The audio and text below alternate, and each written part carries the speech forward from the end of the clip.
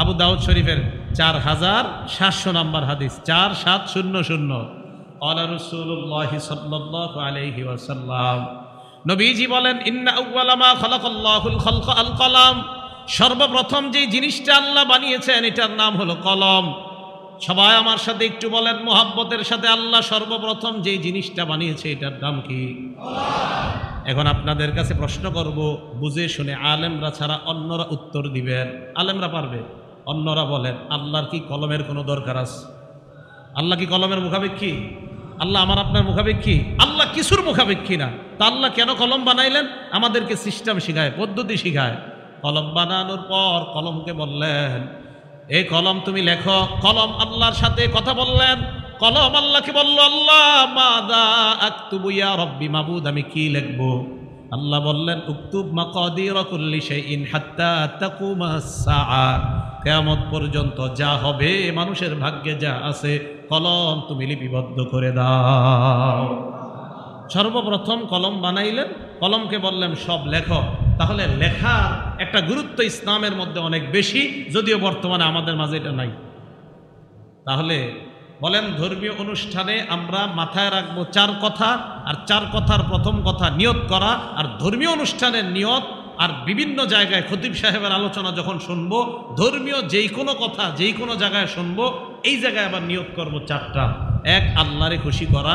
2 number, যা জানবো ওই অনুযায়ী আমল করার নিয়ত করা। 3 নাম্বার, যা জানবো অন্যের কাছে মুখের মাধ্যমে পৌঁছায় দেওয়া। 4 নাম্বার, যা জানবো লিখনির মাধ্যমে চেষ্টা করা অন্যের কাছে পৌঁছায় দেওয়া। মনে থাকবেন ইনশাআল্লাহ? হুজুররা যারা মাদ্রাসায় পড়াবে, ছাত্ররাও এই জায়গায় এই 4 কাজের নিয়তি পড়াশোনা করবে। আল্লাহ আমাদেরকে তৌফিক দান করেন। সর্বশেষ, আপনারা এই নিয়ত কি 4টা করে ফেলছেন? তাহলে বলা যায় আপনাদেরকে একটা কথা, কি? বুখারী শরীফের 71 নম্বর হাদিস, ক্বালা রাসূলুল্লাহ সাল্লাল্লাহু আলাইহি ওয়াসাল্লাম, আল্লাহ নবী বলেন, মাইয়ুরিদিল্লাহু বিহি খায়রা ইউফাক্কিহু ফিদ্দীন, আল্লাহ যার কল্যাণ চান ওই ব্যক্তিকে আল্লাহ দ্বীনের সঠিক বুঝ দেওয়ার একটা যোগ্যতা আল্লাহ তাকে তৈরি করে দেয়। ইউফাক্কিহু, তাকে আল্লাহ শিখিয়ে দেন, ফিদ্দীন, ধর্মীয় বিদ্যা তাকে আল্লাহ শিখিয়ে দেন। সাধারণ জনগণ যারা, আপনাদের বর্তমানে ধর্মীয় বিদ্যা শিখার সবচাইতে সুন্দর মাধ্যমের নাম হলো জুমার নামাজের আগের বয়ানটা মনোযোগ দিয়ে শোনা। মনে রাখবেন, প্রত্যেক সপ্তাহে আমরা একটা ক্লাস করার জন্য মসজিদে যাব। মসজিদে যাওয়ার পর সেখানে ধর্মীয় বিদ্যা অর্জন করব। আর যদি আগে আগে আসতে পারেন, প্রথমে আমি বললাম আগে আসার আগ্রহটা এটা নবীদের আগ্রহ, আগে আসার আগ্রহটা এটা সাহাবাদের আগ্রহ, আগে আসার আগ্রহটা এটা তাবির আগ্রহ। তাহলে আল্লাহ পাক রব্বুল আলামিন আমাদের যাদেরকে সামর্থ্য দান করেছেন, আমরা যথাসাধ্য চেষ্টা করব এই ধর্মীয় বিদ্যা অর্জন করার পর এই ধর্মীয় বিদ্যার মাধ্যমে এলাকাটা যেন আলোকিত করতে পারি, এই চেষ্টা সবাই করতে রাজি আছে কিনা? ধর্মীয় বিদ্যা ছাড়া, কোরআন সুন্নাহর বিদ্যা ছাড়া আলোকিত সমাজ গঠন করা সম্ভব না। বিশ্বাস করেন, সত্যি কথা। কোরআন সুন্নাহ এটাই আলো, এটার মাধ্যমে এলাকা আলোকিত করতে হবে। মাগরিবের আগে আসছি, আসার পর কিছুক্ষণ কথা শুনছি, এরপরে ঘুমায় গেছি। যতক্ষণ শুনলাম সুন্দর কথা বলছি, কোরআন সম্পর্কে আলোচনা করছি। কোরআন একটা সমাজকে পরিবর্তন করে দিতে পারে। কোরআন সমাজের পরিবর্তনের জন্য কোরআনের শিক্ষার বিকল্প নাই। আল্লাহ পাক রব্বুল আলামিন বলেন, ওয়াকাযালিকা আওহাইনা ইলাইকা রূহাম মিন আমরিনা মা কুনতা তাদরি মাল কিতাবু ওয়ালাল ঈমান ওয়ালাকিন জাআলনাহু নূরা। আল্লাহ বলেন, এই কোরআনকে আমি আল্লাহ আলো বানাইলাম, নাহদি বিহি মান নাশাউ মিন ইবাদিনা। এই কোরআন এমন একটা আলো, আমার বান্দাদের মধ্য থেকে যাকে চাই আমি আল্লাহ এই কোরআনের মাধ্যমে তাকে হেদায়েতের আলো দেখা দেই। এই আলোর কাছে আসতে হবে। আল্লাহ বলেন, আমার এই কোরআন আলো, এখানে যারা আসবে তাদেরকে হেদায়েত দেখাবো, হেদায়েতের রাস্তা দেখাবো। এখান থেকে আলো পাবেন, এখান থেকে আলো পাবেন। আল্লাহ কোরআন সুন্নাহ থেকে আমরা যেন আলো গ্রহণ করে আলোকিত সমাজ গঠন করতে পারি, আল্লাহ তৌফিক দান করেন। এখন আসেন, তা আমাদের এইগুলা অর্জন করলে আমাদের লাভ কি? আমাদের জীবনের মাকসাদ হবে কি? খুব ভালো করে মনে রাখবেন, আমি, আপনি, আমরা সবাই আল্লাহর কাছে একজন প্রিয় বান্দা হতে চাই, সম্মানিত বান্দা। এই আশা সবার আছে না? আছে। আল্লাহর কাছে সম্মানিত বান্দা হওয়ার প্রথমত উপায় একদম মৌলিকভাবে দুইটা। বলেন কয়টা? বলেন কয়টা? এক নাম্বার বলেন বাহ্যিক গুনাহগুলা ছেড়ে দেওয়া। বলেন বাহ্যিক গুনাহগুলা ছেড়ে দেওয়া। দুই নাম্বার আভ্যন্তরীণ গুনাহগুলোকেও ছেড়ে দেওয়া। আল্লাহর কাছে প্রিয় হওয়ার এই প্রথম মৌলিক দুই উপায়, বাহ্যিক গুনাহ ছাড়া, আভ্যন্তরীণ গুনাহগুলাও ছাড়া। আপনার প্রশ্ন হবে, হুজুর গুনাহ ছাড়লে কি নামাজ লাগবে না? আরে ভাই, নামাজ না পড়াই তো গুনাহ, নামাজ না পড়াই তো গুনাহ। বাহ্যিক গুনাহ ছেড়ে দেওয়া, আভ্যন্তরীণ গুনাহ ছেড়ে দেওয়া। খুব মন দিয়ে শোনেন, এই দুই গুনাহ ছেড়ে দিতে পারলে আপনার অন্তরে আল্লাহর ভয় পয়দা হবে। আর আল্লাহর ভয় যখন পয়দা হবে, এটাকে আরবিতে বলা হয় তাকওয়া। তাকওয়া যখন কোনো বান্দার অন্তরে পয়দা হবে, তাকে বলা হবে মুত্তাকি। আর মুত্তাকি আল্লাহর কাছে সবচেয়ে সম্মানিত বান্দা হয়ে যাবে। বাস, তাহলে আবার আগের আলোচনা আসি। বলেন আমরা প্রত্যেকটা কর্মে কয় কথা মনে রাখা? 4। এক নাম্বার পরিশুদ্ধ নিয়ত করা, নিয়তের 4 ব্যাখ্যা হয়ে গেছে। 2 নাম্বার ইখলাসের সাথে নিয়ত করা। এর মানে হলো ইখলাসের সাথে যেই কোনো আমল করা। আমি এই জায়গায় বসলাম, আমার নিয়ত হবে একমাত্র ইখলাস, আল্লাহকে খুশি করা। ইখলাসের সাথে যেই কোনো আমল করা।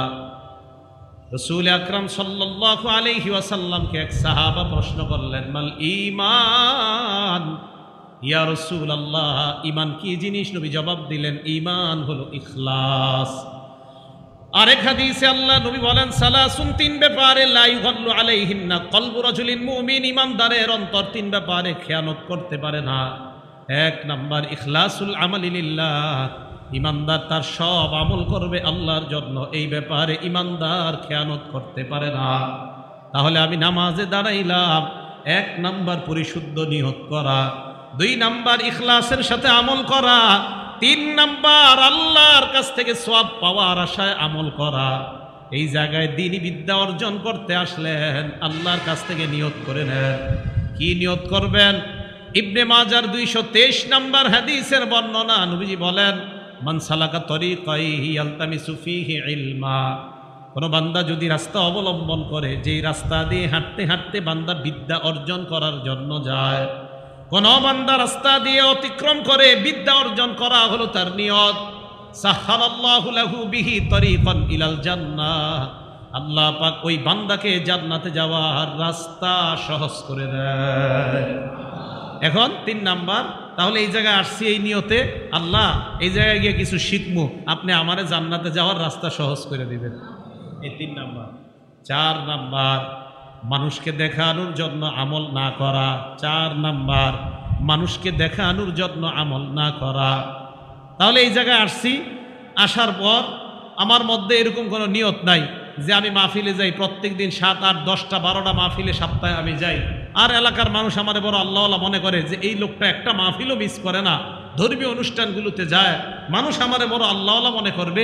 এই জাতীয় নিয়ত না করা, এটাকে আরবিতে বলা হয় রিয়া, বাংলাকে বলা হয় লোক দেখানো। আমি অসংখ্য অগণিত দিনী প্রোগ্রামে যাব, নিয়ত হবে আল্লাহকে খুশি করা, মানুষকে দেখানো কোনো উদ্দেশ্য হবে না। সারা জীবন যে কোনো আমলে 4 কথা মনে রাখবেন: নিয়ত পরিশুদ্ধ করা, ইখলাসের সাথে আমল করা, আল্লাহর কাছ থেকে সওয়াব পাওয়ার আশায় আমল করা। 4 নাম্বার মানুষকে দেখানোর জন্য আমল না করা। এবার দেখি আপনাদেরকে পরীক্ষা করি। 1 নাম্বার কি করা? নিয়ত করা। পরিশুদ্ধ নিয়ত ধর্মীয় মজলিসে কয় প্রকার? যাক, ওইটা আর বললাম না, এটা আপনাদের মনে থাকারই কথা। তা আসেন, আমরা এই জায়গায় আসছি কেন? আল্লাহর প্রিয় বান্দা হব।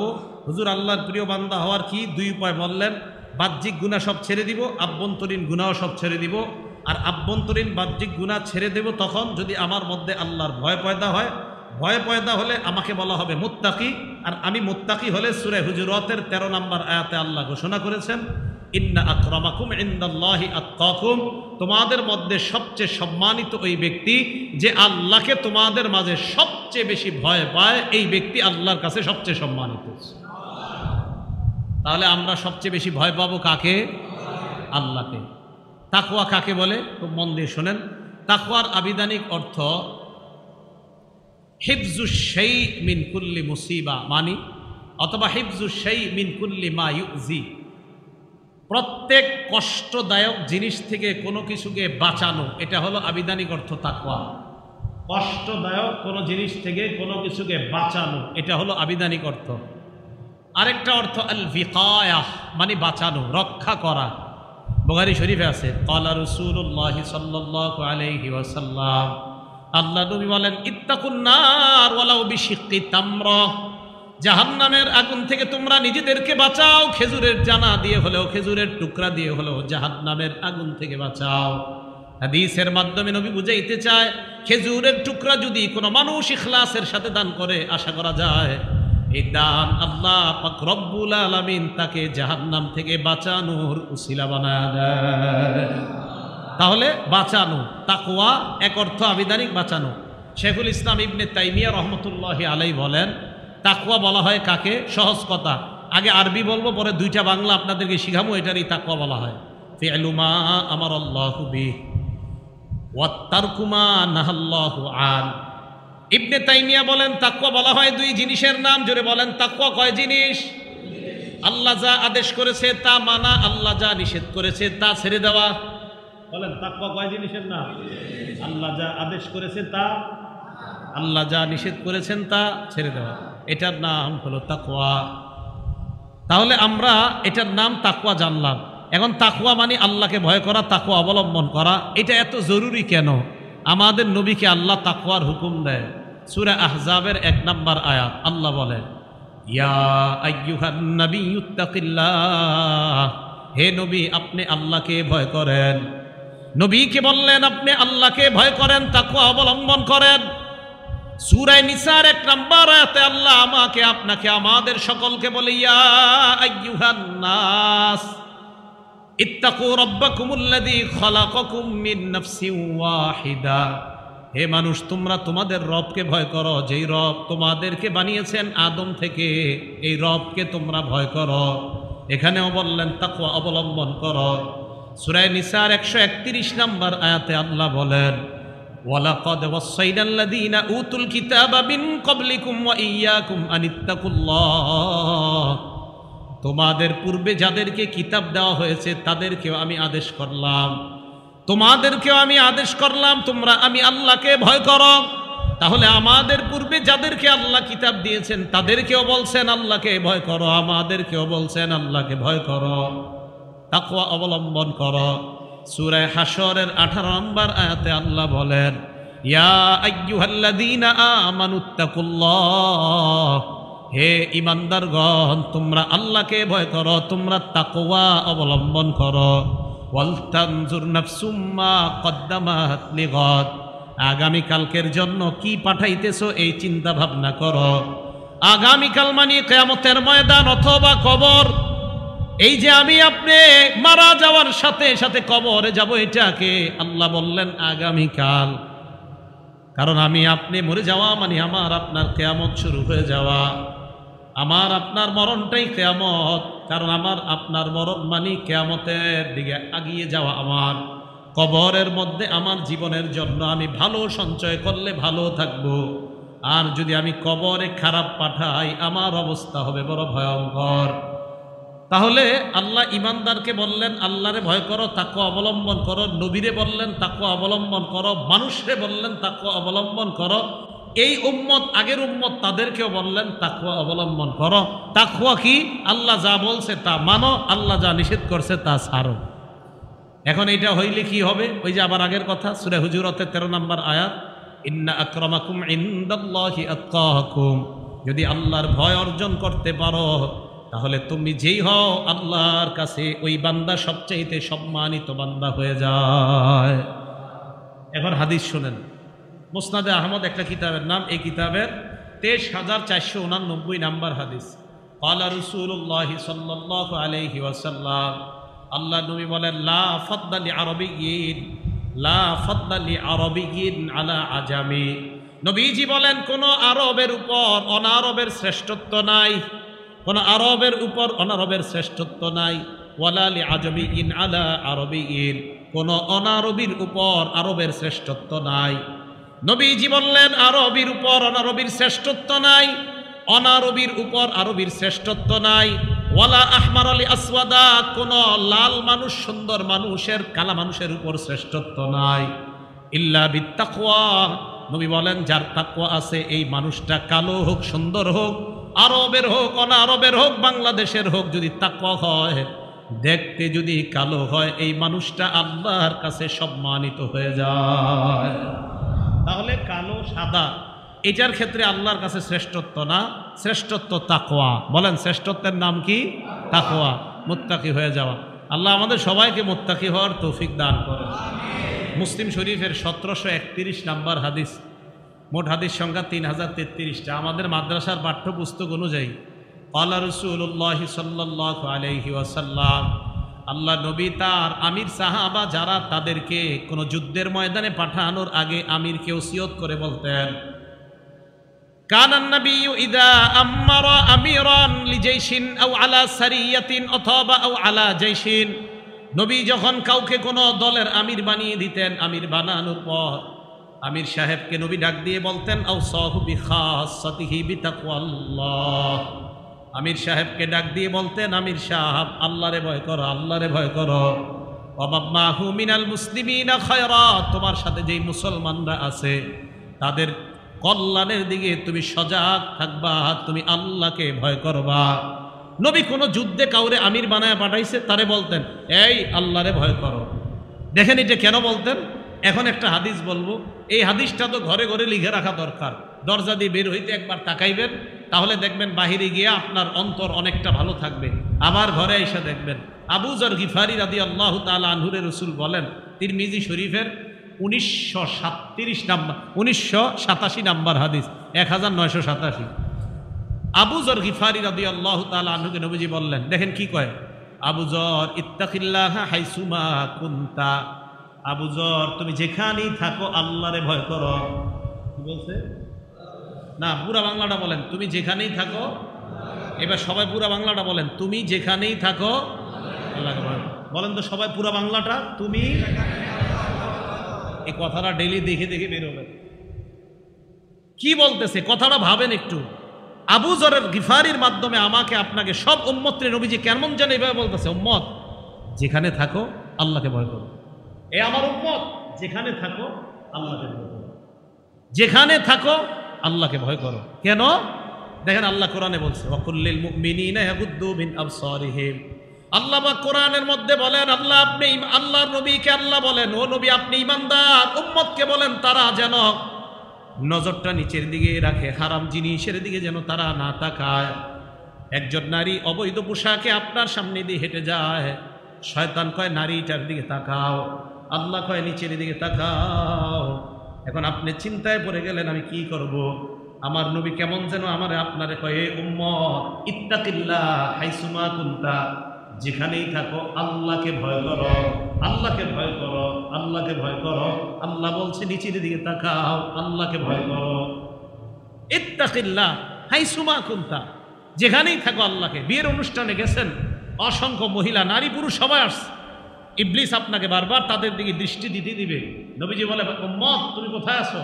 হুজুর আমি বিয়ের পার্টিতে আছি। ইত্তাকিল্লাহ হাইসুমা কুনতা, উম্মত আমি না তোমাকে বলে দিয়েছি যেখানে থাকো আল্লাহকে ভয় করো। তো বুঝাইতে চাইলাম তাকওয়া এটা কি? আল্লাহ যা আদেশ করেছেন তা মেনে নেওয়া, যা নিষেধ করেছেন তা ছেড়ে দেওয়া। এখন লাভ কি? তাকওয়ার সবচেয়ে বড় লাভ এতটুকুই যদি আমি আপনি মনে রাখতে পারি তাহলেই তো হয়ে যায়। কি? সূরা বাকারার 194 নাম্বার আয়াতে আল্লাহ বলেন, ওয়াত্তাকুল্লাহ ওয়া'লামু আন্নাল্লাহা মা'আল মুত্তাকিন।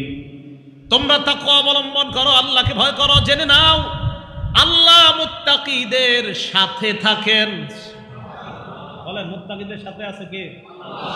মুত্তাকিদের সাথে আছে কে? আল্লাহ। এবার আমার দিকে একটু তাকান। ইবলিস কয় হারামের দিকে তাকা। আপনি মনে মনে চিন্তা করলেন, না আমার আল্লাহ বলছে নিচের দিকে তাকাইতে। আচ্ছা আমি নিচের দিকে তাকাইলে আমার কি ফায়দা? ও আচ্ছা এটাকে তাকওয়া বলা হয়। আচ্ছা তাকওয়া হইলে কি হবে? আচ্ছা আমাকে মুত্তাকি বলা হবে। কাউরে বলা দরকার নেই, নিজে নিজেরে বলবেন তাকওয়া মানে। তাকওয়া মানে কি? তাকওয়া মানে আল্লাহ যা আদেশ করছে এটা মানা। আচ্ছা আল্লাহ কি আদেশ করছে? হ্যাঁ আল্লাহ আদেশ করছে তুমি তোমার দৃষ্টিটা নিচে রাখো, এই কথা আল্লাহ বলছে। আচ্ছা তাহলে আল্লাহর আদেশ মানার নাম তাকওয়া? হ্যাঁ, এটার নাম তাকওয়া। তাহলে নিচের দিকে তাকায় থাকি, তো তাকায় থাকলে লাভ কি? লাভ হলো তুমি মুত্তাকি। আচ্ছা আমি মুত্তাকি হলে কি লাভ? লাভ বুঝো না, আন্নাল্লাহ মাআল মুত্তাকিন, আল্লাহ তোমার সাথে আছে। মুত্তাকি, মুত্তাকির সাথে আল্লাহ আছে। আর কি লাভ চান?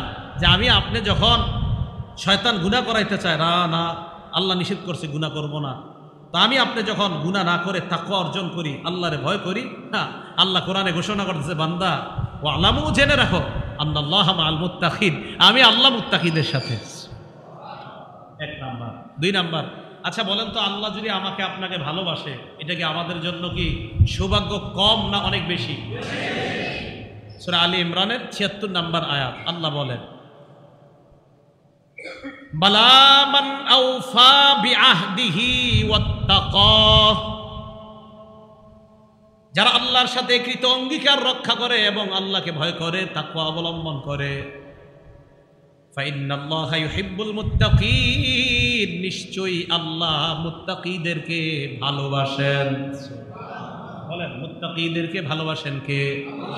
তাহলে আবার আগের পরীক্ষা, আল্লাহ বলছে নিচের দিকে তাকায় থাকার জন্য, গুনাহ না করে নিচের দিকে তাকায় রইলাম, লাভ কি? কয় লাভ হলো আল্লাহ আমার সাথে আছে। আর কি লাভ? কয় আল্লাহ আমাকে ভালোবাসে। ৩ নাম্বার তাকওয়া অর্জনের লাভ, সূরা আলী ইমরানের ১২০ নম্বর আয়াতে আল্লাহ বলেন, বালা ইন তাসবিরু ওয়া তাত্তাকু, যদি তোমরা ধৈর্য ধারণ করো এবং তাকওয়া অবলম্বন করো, লা ইয়াদুররুকুম, তাহলে তোমাদের কোনো ক্ষতি করতে পারবে না, তাদের চক্রান্ত তোমাদের কোনো ক্ষতি করতে পারবে না। যারা তোমাদের বিরুদ্ধে চক্রান্ত করে, আল্লাহকে যদি ভয় করো, ওই তাকওয়া তোমাকে তাদের চক্রান্ত থেকে হেফাজত করবে। তাহলে তাকওয়া অবলম্বনের ৩ নম্বর উপকারিতা, লা ইয়াদুররুকুম কাইদুহুম শাইআ, তাদের চক্রান্ত কোনো ক্ষতি করতে পারবে না। যারা মুত্তাকি হবে, তাদের বিরুদ্ধে যারা চক্রান্ত করবে তারাই শেষ হয়ে যাবে, মুত্তাকিরা শেষ হবে না ইনশাআল্লাহ। ৪ নাম্বার, তাকওয়া অবলম্বন করার আর কি লাভ? সূরা আরাফের ৯৬ নাম্বার আয়াতে আল্লাহ বলেন, আচ্ছা আল্লাহর রিজিক কারা চান? সবাই তো চাই। আল্লাহর রিজিক সবাই চাই না? আসমান জমিনের খাজানা সবাই চাই না? কি বলে আল্লাহ দেখেন, ওয়ালাউ আন্না আহলাল কুরা আমানু, গ্রামবাসীরা যদি ঈমান আনতো, ওয়াত্তাকাও এবং তাকওয়া অবলম্বন করত, লাফাতাহনা আলাইহিম বারাকাতিম মিনাস সামাই ওয়াল আরদ, তাহলে আমি আল্লাহ আসমান জমিনের খাজানার যত দরজা সব খুলে দিতাম। আসমান জমিনের খাজানা যদি চাই, তাহলে আল্লাহ তাকওয়া অর্জন করতে হবে। ৬ নাম্বার, তাকওয়া অর্জন করলে যাদের পেরেশানি আছে, তাদেরকে পেরেশানি থেকে উত্তরণের ব্যবস্থা আল্লাহ করে দিবেন। সূরা তালাক ২ নাম্বার আয়াতে আল্লাহ বলেন, ওয়ামাইয়াত্তাকিল্লাহ, যেই ব্যক্তি আল্লাহকে ভয় করে, ইয়াজআল লাহু মাখরাজা, আল্লাহ তাকে পেরেশানি থেকে উত্তরণের রাস্তা বের করে দেয়। যদি আল্লাহরে ভয় করেন, পেরেশানি থেকে আল্লাহ হেফাজত করবে। আর আপনি আল্লাহরে ভয় করেন না, আপনি সুদ খান, ঘুষ খান, কেন? হুজুর আমার এই সমস্যা, আমার ওই সমস্যা, তাই সুদ খাইতে হয়, হারাম পথে চলতে হয়। আল্লাহ কয় হারাম পথে না চলার নাম তাকওয়া, আর তাকওয়া যদি অবলম্বন করো, তোমার পেরেশানি তো আমি সমাধান করব। আপনি তো হারাম পথে চলেন, হারাম পথে না চলার নাম তাকওয়া, হালাল পথে চলার নাম তাকওয়া, হারাম পথে না চলার নাম তাকওয়া। আর আপনি পেরেশানিগ্রস্ত হইয়া আপনি হারাম পথে পা বাড়াইলেন, আল্লাহ কয় বান্দা তুমি পেরেশানিতে, হ্যাঁ মাবুদ আমি পেরেশানিতে, তো তুমি আমারে ভয় করো, আমার ভয় বুঝো, হালাল পথে চলো, হারাম পথ বর্জন করো, আর তোমার পেরেশানি আমি তোমাকে হেফাজত করব। আমাদের বিশ্বাসের অভাব। সূরা তালাকের ২ নম্বর আয়াতে বলছে, আমারে ভয় করো, আমি তোমারে ব্যবস্থা করব। না, ভয় করেন না তো। ৭ নাম্বার, যারা মুত্তাকি তাদের সব কাজ আল্লাহ সহজ করে দেন। স্কুল কলেজ ইউনিভার্সিটি ছাত্র যারা আছেন, পরীক্ষা দিবেন, আপনাদের মাঝে যারা সবচেয়ে মুত্তাকি হবে, আপনার পরীক্ষা সব আল্লাহ সহজ করে দিবে। সত্যি কথা, আল্লাহ সহজ করে দিবে। স্কুল কলেজ ভার্সিটি ছাত্রদের মধ্যে যে মুত্তাকি ছেলে থাকে, মেয়ে থাকে, মাশাআল্লাহ, অবশ্যই যে কি নামাজ পড়ার কারণে দেখা যায় এক পৃষ্ঠা পড়তে যে হুজুর আরেকটা পৃষ্ঠা আমি পড়ে আসি, জামাতটা একটু পরে দাঁড়া, না আমি এই পৃষ্ঠাটা পরে পড়বো, আগে জামাতে যাই, আমি এই পৃষ্ঠাটা একটু পরে পড়বো, আমি অঙ্কটা নামাজ পড়ে এসে করব। বান্দারের আল্লাহ দেখতেছে যে আমার বান্দা একটা অঙ্ক করে আসতে পারতো না, সে নামাজ পড়ে গিয়ে অঙ্কটা করবে। এই যে আপনি তাকওয়া অবলম্বন করতেছেন, সূরা তলাকের 4 নম্বর আয়াতে আল্লাহ বলেন ইয়াজআল লাহু মিন আমরিহি ইউসরা। তাকওয়া অবলম্বন করলে ওই বান্দার সমস্ত কাজ আল্লাহ সহজ করে দেয়। বিশ্বাস রাখেন, আল্লাহ সহজ করে দেয়, বিশ্বাস রাখেন এই কথা। তাহলে আল্লাহ পাক রব্বুল আলামিনের ভয় অন্তরে লালন করা। আর কি লাভ? সূরা আনফালের 29 নম্বর আয়াতে আল্লাহ বলেন ইয়া আইয়ুহাল্লাযীনা আমানু ইন তাত্তাকুল্লাহ ইয়াজআল লাকুম ফুরকানা। এই জামানায় আপনাদের অনেকের প্রশ্ন, হুজুর হক পথ কোনটা, বাতিল পথ কোনটা আমরা জানি না। এক হুজুর আপনারা বলেন এটা, আরেক হুজুর বলে এটা, বলেন না আপনারা এই কথা? গ্রামের মানুষরা কয় হুজুর কাটটা শুনলু, ওই হুজুর কয় এইভাবে দুরূদ পড়তে, আরেক হুজুর কয় এইভাবে, আপনি আবার কোন আরেকভাবে। আমি করবুটা কি? আমি আপনাদেরকে বলে যাই কি করবেন, আপনারা আল্লাহরে ভয় করেন, তাকওয়া অবলম্বন করেন। হুজুর এটার লগে তাকওয়া অবলম্বনের কি সম্পর্ক? হ্যাঁ, সূরা আনফালের 29 নম্বর আয়াতে আল্লাহ বলেন ইন তাত্তাকুল্লাহ, যদি তোমরা আল্লাহকে ভয় করো, তাকওয়া অবলম্বন করো, ইয়াজআল লাকুম ফুরকানা, তোমাদেরকে আল্লাহ ফুরকান দিবেন। বলেন কি দিবেন? বলতেছি, বলেন কি দিবেন? সবাই বলেন ফুরকান কি দিবেন? হুজুর ফুরকান কাকে বলে? ফুরকান হলো হক বাতিল পার্থক্য করা যায়, যার মাধ্যমে তাকে বলা হয় ফুরকান। তাকওয়া অবলম্বন করেন, হালাল হালাল পথে চলেন, হারাম পথ বর্জন করেন, অন্তরে আল্লাহর ভয় করেন, আল্লাহ আপনাকে হালাল হারাম পার্থক্যের ক্ষমতা দিয়ে দিবেন। ফুরকান আপনার দিল বলে দিবে এটা হক পথ, এটা বাতিল পথ, এই দুরূদ সঠিক, এটা ভুল, এটা আপনার অন্তরে বলে দিবে। ফুরকানা, ইয়াজআল লাকুম ফুরকানা। আর কি? ওয়ায়ুকাফির আনকুম সাইয়্যাতিকুম, তোমাদের অপরাধ মাফ করে দিবেন। ওয়ায়াগফির লাকুম, আল্লাহ তোমাদেরকে ক্ষমা করে দিবেন। তাহলে তাকওয়া আমরা অবলম্বন করব কেন? আল্লাহর কাছে যেন আমরা প্রিয় বান্দা হতে পারি, এই জন্য আমরা তাকওয়া অবলম্বন করা। আবার আগের কথায় আসেন, তাকওয়া অবলম্বনের কি শর্ত? বাহ্যিক যত গুনাহ সব ছেড়ে দেওয়া, আভ্যন্তরীণ যত গুনাহ এইগুলাও ছেড়ে দেওয়া। তো হুজুর এগুলা ছেড়ে দিলে কি লাভ? লাভ হলো আল্লাহর কাছে সবচাইতে তাকওয়াবান বান্দা হওয়া যায়। এখন হুজুর প্রশ্ন, তাকওয়া অবলম্বন করার একটা উপায় আমগরে বইলা দেন। বুঝলাম, তাকওয়া অবলম্বন করলাম। সূরা তাওবার 119 নম্বর আয়াতে আল্লাহ বলেন ইয়া আইয়ুহাল্লাযীনা আমানুত্তাকুল্লাহ, হে ঈমানদারগণ তোমরা আল্লাহকে ভয় করো। এরপরে যেই বাংলাটা বলবো আমার সাথে সবাই বলবেন, আগে আরবিটা বলি, কোরআনে আয়াতটা বলি ওয়াকুনু মা'আস সাদিকিন, তোমরা সত্যবাদীদের সাথে থাকো। বলেন, তাহলে তাকওয়া কিভাবে অবলম্বন করব? এখন আপনারা আমার সাথে বলেন, বলেন সত্যবাদীদের সাথে থাকতে হবে, তাহলে তাকওয়া অর্জন করা যাবে। তাহলে আল্লাহর ভয় ভিতরে আসবে কিভাবে? সত্যবাদীদের সাথে থাকলে। মনে থাকবে নি? তো সত্যবাদীদের সাথে থাকলে আল্লাহ ভিতরে ভয় পয়দা করে দিবেন। এখন আসেন, সত্যবাদীদের সাথে থাকলে আর কোনো লাভ আসেনি। বুখারী শরীফের 2101 নম্বর হাদিস, ক্বালা রাসূলুল্লাহ সাল্লাল্লাহু আলাইহি ওয়াসাল্লাম, নবীজি বলেন মাসালুল জালিসিস সালিহি ওয়াল জালিসিস সু কামাসালি সাহিবিল মিসকি ওয়াকিরিল হাদ্দাদ। বাংলা বলবো, সবাই আমরা পড়াশোনা করি। ভালোর সাথে উঠা বসা করার দৃষ্টান্ত, বলেন ভালো ব্যক্তির সাথে উঠা বসা করার দৃষ্টান্ত আতর বিক্রেতার কাছে যাওয়ার মতো। এটা বুখারী শরীফের হাদিস। তাহলে ভালোর সাথে উঠা বসা করার দৃষ্টান্ত কার কাছে যাওয়ার মতো? আতর বিক্রেতার কাছে আমি আপনি গেলাম, যাওয়ার পর নবীজি বলেন লা ইয়াদমুকা মিন সাহিবিল মিসকি, আতর বিক্রেতার কাছে যাওয়ার পর 1 নাম্বার ইম্মা তাশতারি, হয়তো তুমি আতর কিনবা, ঠিক না? পকেটে হাত দিয়ে দেখলেন টাকা নাই, আতর কেনার সামর্থ্য নাই। নবীজি কয় তো কি হইছে? আও তাজিদু মিনহু রিহান তাইয়্যিবা, ফিরি ফিরি আতরের ঘ্রাণ তো পাইবা। তাহলে আতর বিক্রেতার কাছে গেলে লস নাই, টাকা আছে আতর কিনবেন, হুজুর টাকা নাই তো ঘ্রাণ তো পাইবেন। ভালো মানুষের কাছে যাইবা, যাওয়ার পর প্রথম দিন যদিও ভালো মানুষ না হতে পারো, ভালো মানুষ কিভাবে হওয়া যায় এই একটা গুণ তোমার মাঝে আসা শুরু হবে। আবার যাও, আবার যাও, আবার যাও, ভালো মানুষ হয়েই যাইবা। একবার যাবেন, গিয়ে দেখবেন কি যে একটা আপনার এলাকার বন্ধু একজন, মাশাআল্লাহ এই ছেলে নামাজ পড়ে 5 ওয়াক্ত, এই ছেলেটা ভার্সিটিতে পড়ার পরেও নামাজ ঠিক রাখে, মাদ্রাসায় পড়ে, আলিয়া মাদ্রাসায় পড়ে, কওমি মাদ্রাসায় পড়ে, ভার্সিটিতে পড়ে, কলেজে পড়ে, এরপরে মাশাআল্লাহ তার নামাজ ঠিক, তার রোজা ঠিক, তার আমলগুলো সব সুন্দরভাবে খুব নিয়মতান্ত্রিকভাবে তার চলাফেরা।